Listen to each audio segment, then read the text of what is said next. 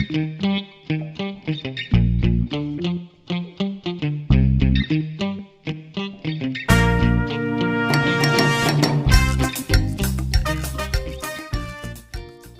baik, langsung saja ya. Di sini kita akan sedikit membahas tentang permasalahan-permasalahan yang dihadapi oleh seseorang yang sedang belajar bahasa Inggris. Termasuk saya juga dulu mengalami ya proses dalam belajar bahasa asing, namanya kita bukan bahasa ibu kita ya. Jadi kita agak sedikit memerlukan adaptasi seperti itu ya, membiasakan kebiasaan-kebiasaan yang dulu tidak pernah kita lakukan ketika belajar bahasa Indonesia, harus kita terapkan di kebiasaan kita yang baru. Apa-apa saja masalahnya dan bagaimana solusinya? Untuk yang pertama, sulit mengingat kata gitu. Ya, karena terlalu banyak mungkin kata-kata yang ada di pelajaran bahasa Inggris ya. Terlalu banyak sekali kata-kata baru. Belum lagi mengingat satu kata yang ini sudah diberikan kata yang baru lagi.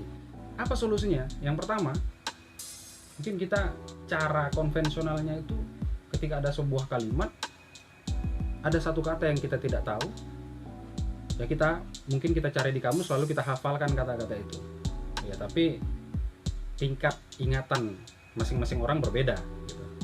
Nah, di sini ada satu buah trik yang akan saya sampaikan kepada kalian. Misalnya ada sebuah kalimat nih, kalimat awalnya dan tengahnya kalian tahu artinya ya, lalu di akhir ada satu kata yang kalian nggak tahu gitu. Jadi kalian nggak bisa nih menerjemahkan kalimat ini dengan lengkap karena ada satu kata yang kalian tidak tahu. Caranya, gunakan insting prediksi kalian. Nah, kalau sekarang bilangnya tuh cocokologi gitu ya, dicocok-cocokkan gitu. Itu sangat ampuh ya. Saya dulu menerapkan seperti itu juga. Jadi sebelum saya buka kamus, ketika ada sebuah kalimat, saya tahu nih di awal. Misal, they buy this novel in a bookstore. Nah, saya tahu nih artinya dari yang pertama itu, mereka membeli novel ini di titik-titik. Saya nggak tahu, tapi saya pakai insting aja nih, tebak-tebakan aja ya kan, cocokologi. Beli novel di mana ya? Di warung makan, di restoran nggak mungkin ya, di bengkel kan nggak mungkin ya. Yang rasional gitu, yang pada umumnya di toko buku. Nah, jadi bookstore tanpa saya mungkin sebelum buka kamus saya sudah tebak ini toko buku gitu ya. Lalu setelah kalian tebak itu barulah kalian pastikan dengan buka kamus. Nah, setelah itu kalian lihat, oh ternyata benar. Nah, di situ kalian bisa lebih ingat loh. Apa yang kalian tebak tadi, kalian bisa lebih nyantol di kepala kalian daripada kalian langsung buka kamusnya gitu. Jadi itu salah satu strateginya agar kita mudah cepat mengingat kata. Selain mendengarkan kata-kata itu sesering mungkin ya dari native speaker, dari manapun sumbernya. Lalu permasalahan yang kedua, pengucapan berbeda dengan tulisan. Nah, ini juga membingungkan ya. Bagaimana formulanya gitu, karena tidak ada formula yang pakem gitu untuk ini, karena pengucapan itu tergantung pada orang Inggrisnya itu gitu, tergantung pada si natif ya, kita ikutin aja mereka gitu, nggak ada aturannya gitu. Jadi apa yang mereka katakan itulah yang benar gitu, jadi kita ikutin seperti itu ya. Apa yang natif bicarakan, nah itulah yang benar. Misalkan ada tulisannya one gitu ya, itu dari saya SD tuh saya bertanya-tanya dalam hati, tulisannya O nih, bacanya one gitu ya.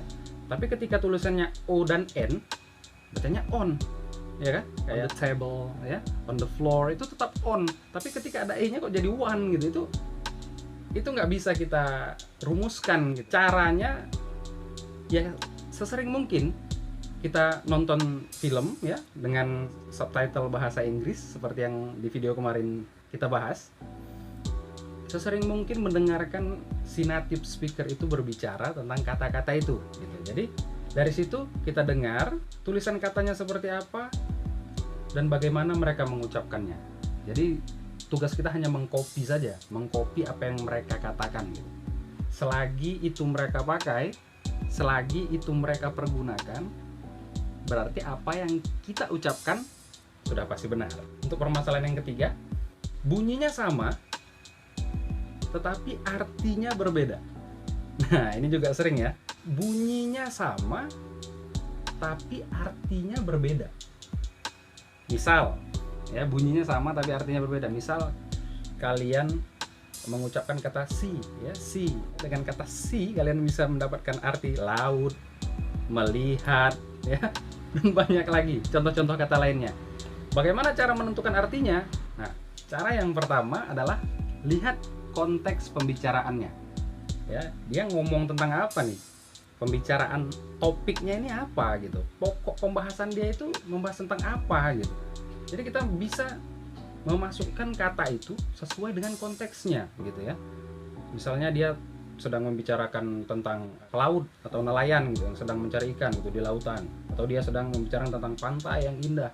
Nah, kita nggak salah kalau kita ngartikan misalnya kata-kata si itu berhubungan dengan misalnya laut gitu, sesuai dengan konteksnya. Permasalahan yang selanjutnya, yang keempat, yaitu fasih ngomongnya, fasih mengucapkannya, tapi tidak tahu cara menulisnya. Saya juga pernah mengalami seperti itu ya.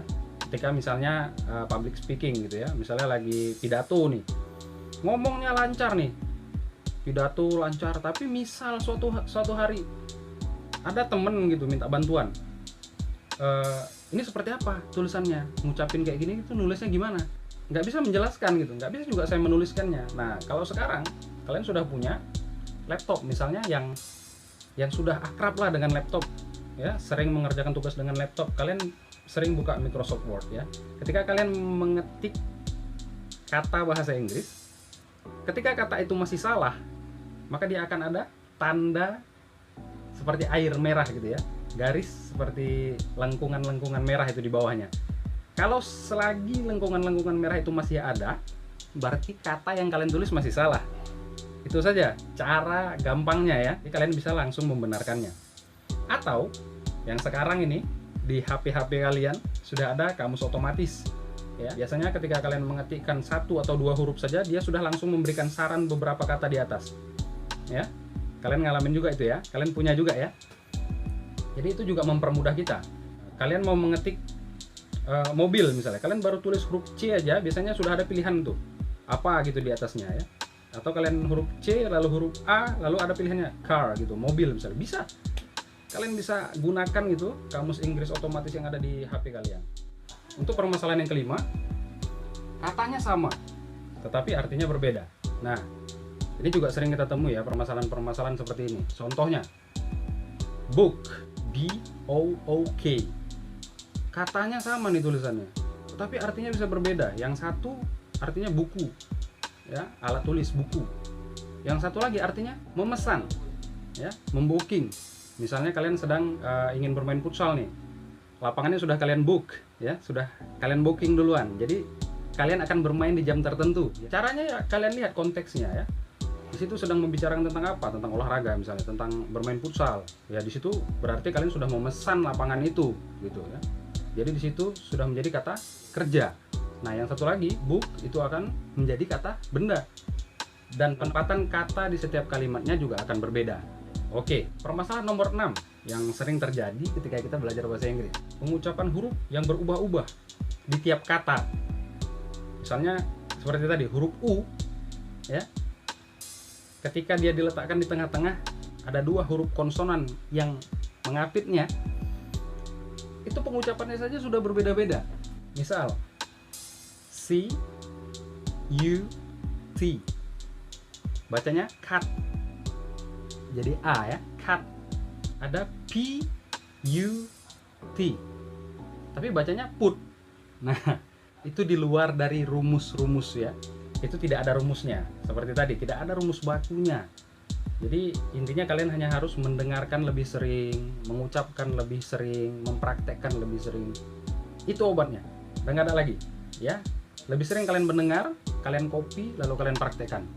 Itu jalan keluarnya. Selanjutnya yang ketujuh ada kata kerja yang reguler dan irreguler gitu ya. Ketika dia berubah bentuk menjadi verb to ya, ke verb 3. Dari kata kerja bentuk pertama, kata kerja bentuk kedua, dan kata kerja bentuk ketiga, terjadi perubahan. Juga terjadi pada kalimat tunggal dan kalimat jamak ya. Kalian juga bisa belajar tentang penempatan waktu pada kalimat atau kata tersebut. Jadi kalian juga sambil belajar, sambil mengingat kata-katanya, perubahannya di mana, kapan berubahnya, dan fungsinya untuk apa. Yang terakhir, takut salah. Ini semua pelajar yang belajar bahasa asing atau belajar bahasa Inggris biasanya sangat sering merasa takut salah gitu ya, takut dikoreksi, takut ada suara netizen gitu ya. Yang dibutuhkan hanya pola pikir, mindset kalian. Kalian rubah, kalian belajar bahasa Inggris untuk diri kalian, bukan untuk mereka, ya. Kalian juga belajar bahasa Inggris kalian yang susah payah belajar. Mereka tidak menyumbang apa-apa kepada kalian. Tidak usah dengarkan hal-hal yang negatif. Masukkan kritik-kritik yang positif. Simpan itu sebagai pelajaran bagi diri kalian. Ketika ada yang mengingatkan itu salah, dan yang mengingatkan hal yang benar, ambil benarnya. Ya, lupakan hal-hal yang negatif mereka katakan. Wah, lo sok Inggris lo. Wah, kau sok orang Inggris kau. Jangan dengarkan. Lebih baik berusaha tapi salah daripada tidak melakukan hal apapun. Oke, itu saja.